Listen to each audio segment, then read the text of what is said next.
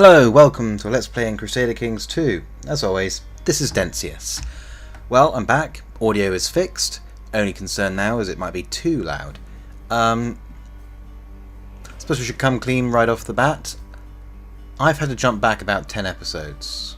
I had 10 episodes of that awful, muffled, barely coherent, sometimes completely incoherent audio.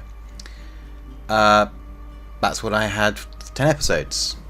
I thought about going back and reshooting the 3 that I've already put up, but I decided against that because they're already up, and reshooting 10 episodes that I haven't yet released I feel is more tolerable from my own self-esteem. So here we are. I have no idea what's going on, so if this doesn't follow on from what I was talking about last episode, that's just the way it's going to be. Okay. Let's win this battle. Got these sieges. Just okay, there's that. Gather the fleet. Move it there. Oh yes, Jihad. And we win. Excellent. Now, let's have a look. Okay. The mercenaries. Time to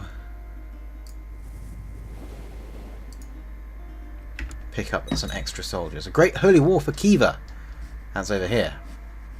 Which is great. I mean, there was a larger nation for the inevitable Seljuks event-spawn troops to take over. Sigh.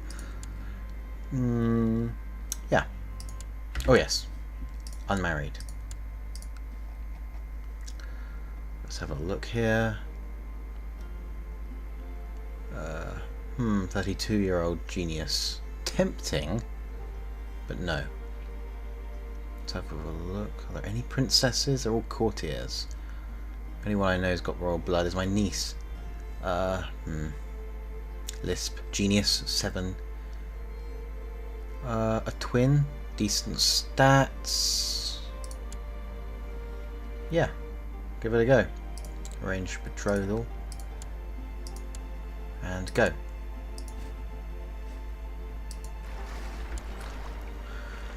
Okay. So we continue on with this situation. Another child born. Excellent. Didn't even know my wife was pregnant. Hey, yes, you can join my Sunni Jihad. Well, defense against it. Great. Another person dies on me. Let's have a look. Find another Greek. You're not Greek, are you? No. My religion, yes. My culture, yes. Adult, yes. Ruler, no. Go. Gender, men. Age in reverse. 16. No. I'll go with diplomacy. I'll go with diplomat. 23. You're Armenian. You're Greek. You're not the heir to anything. Congratulations. You are now the Duke of there. Now we continue on. Well, so many enemy soldiers are attacking me, it's upsetting. Time to defend. Great. I don't have time for this nonsense. I just want to win this jihad. They're boring as hell to fight, particularly when you're pretty much guaranteed to win. 23, 22, 21. Now, however, double check. Fine. Okay, you're not in the flanks, that's good. Okay, I'll tolerate. You'll gain experience in this battles. Ignore. I have no interest in any of that nonsense. Excellent. Prestige. And win.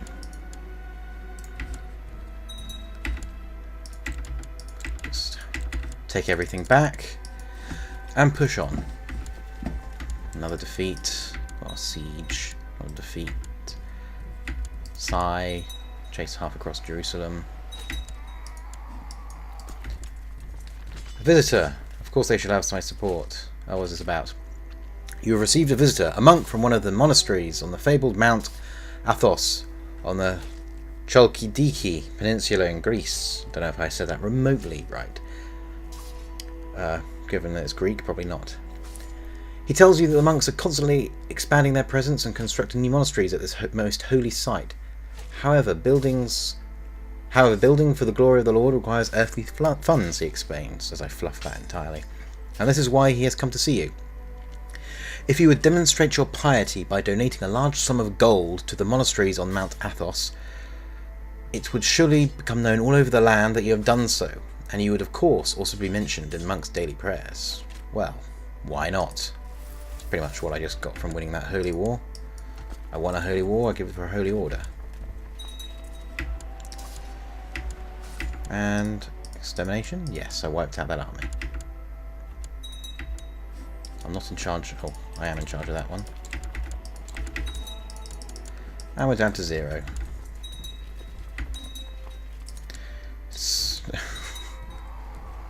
Constantly successful sieges are irritating. Defending against carpet sieging.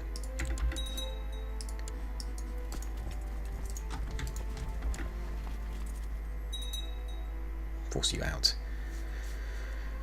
And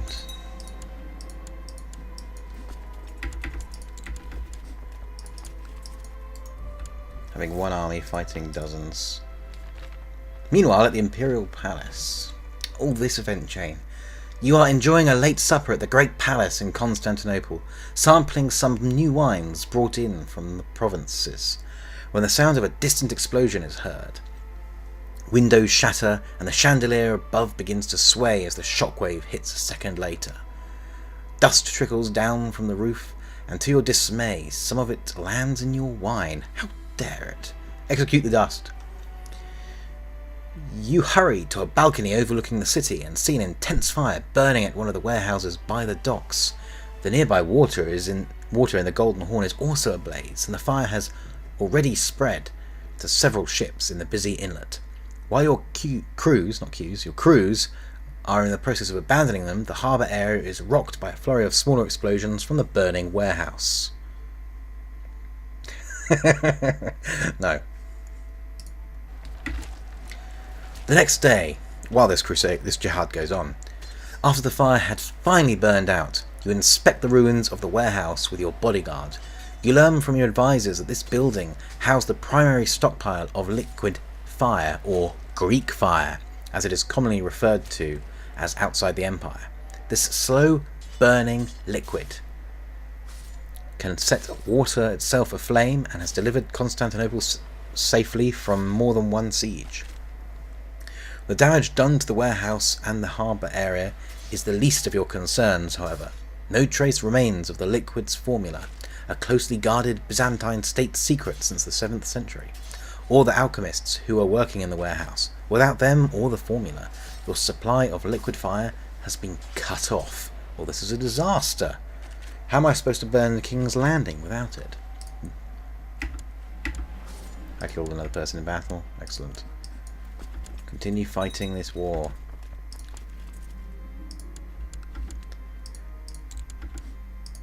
I see these names, I'm used to them being adults, it's confusing me.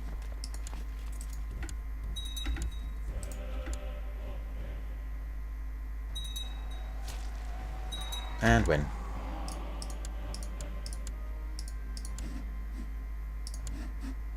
I'm finally getting allies. Lovely. Pity you're no good. Take Jerusalem. Back. Pirates sighted! Strange reports have surfaced of a pirate fleet in the Black Sea.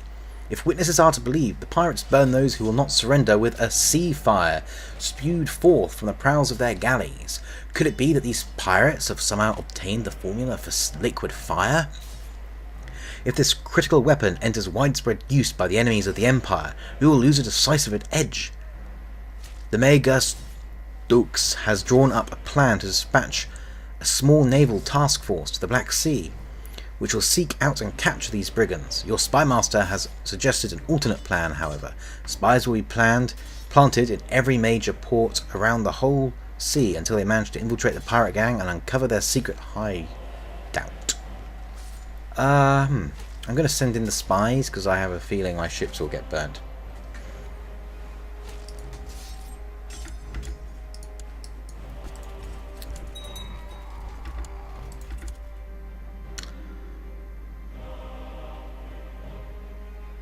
It should be done within 10 years. Mallorca?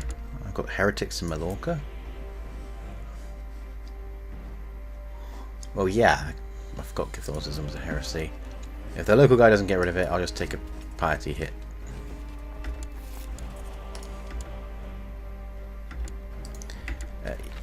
Word from your spies. News have arrived from the Black Sea. One of your spies succeeded in infiltrating the pirate gang and has spent the past month as an oarsman on one of the galleys. Information about the origins of their miraculous sea fire was apparently restricted to their ranking officers, and he never did manage to learn the location of their hideout. There is good news, however. He brought a prisoner with him when he escaped from their fleet, a woman named Eleni. Your spy tells you this old hag has quite the temperament, and that she claims to be the wife of the pirate king himself, a man named Crilius. If this is true, you may have gained a hostage worth her weight in gold. Really? Interesting. When I've done this before, I've ended up with a daughter.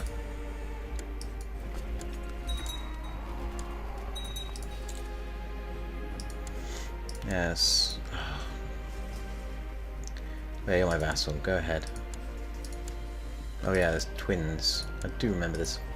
I did the exact same thing before, and forgot that there were twins.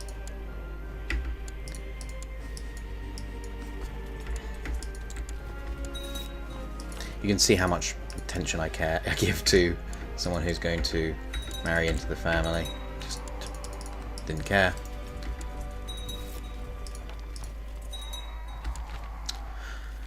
A letter was found this morning nailed to the doors of the Great Palace. It appears to have been written in blood, presumably from the dead palace guard left impaled on a spear in the garden. It reads, "Enough games, Emperor. I'm in possession of something you want, and you must realize by now that it cannot be seized by force of arms. I propose a trade. On the back of this letter you will find a map to a small island in the Aegean. Bring plenty of gold, and I'll bring the formula of your liquid fire, as well as the last surviving alchemist with the knowledge to produce it. Signed, King Crilius the Magnanimous." Really? Well, I'm gonna ambush him. Why? The deal. You set sail with a small fleet for the island of Crilius, indicated in his letter. As you draw near, you order the rest of your ships to disperse and cover any potential escape routes when you approach with your flagship.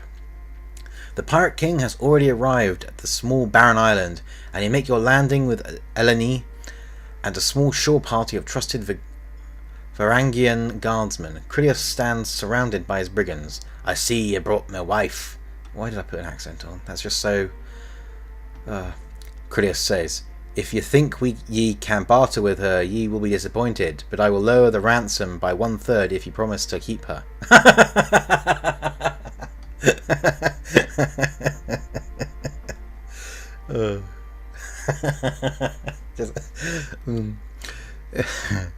Eleni objects loudly at this, but the pirates push a frail old man holding a scroll forward, and you grudgingly provide the ransom. With the deal concluded, you take Eleni back to your ships and both groups depart. The deal is concluded.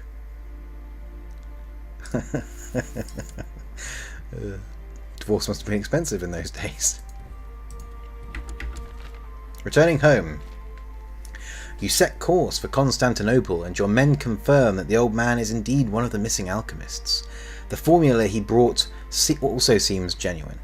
Before you can reach the Dardanelles, you meet up with the rest of the fleet. The ambush you planned was a success. They managed to intercept Crilius and his galley, and after a fierce struggle, they captured both the Pirate King and the ransom.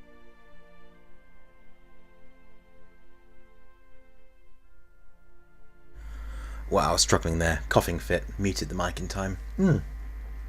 With the secrets of liquid fire safely returned to the Empire, and with the criminal who stole it tied up in the hold of your ship, it seems this matter can finally be put to rest. As you approach the Bosphorus and the shining city of Constantinople comes into view, you take a deep breath of fresh sea air. It is good to be emperor. Bring us into dock. I gain more intrigue and all my money back. My intrigue's going up. Well, that's useful. Not that anyone would dare harm the personage of the emperor.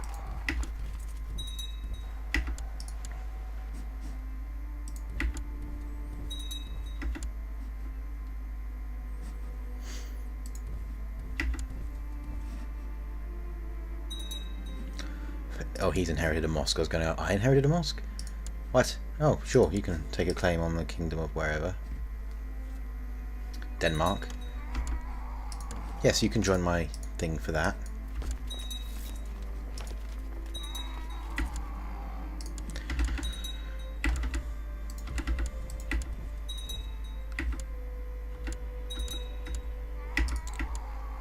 And boom, and boom, and boom. There we go. Sieges always help ending jihads quickly. It's like it's going so badly wrong, you're forcing them the other way. Now they surrender. Pathetic. Right. Now to find out where the heck I am in terms of everybody else. I have a truce with him for 3 years. It was only 938. But I can go ahead and directly strike at this guy immediately after having embarrassed him. In honour of the Emperor's recent victory, it would be appropriate to... Yes, it would. Mighty triumph. Everyone should be pleased and accepting my supremacy in all things. Oh, really? You think it's been raised too long, huh? Well, I'll have you know, I'm holy warring for Aswan. This again. Again? Yes, I've already holy warred once, but over here.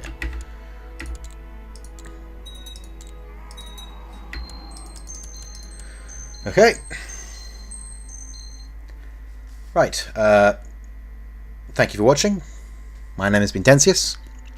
Ciao for now.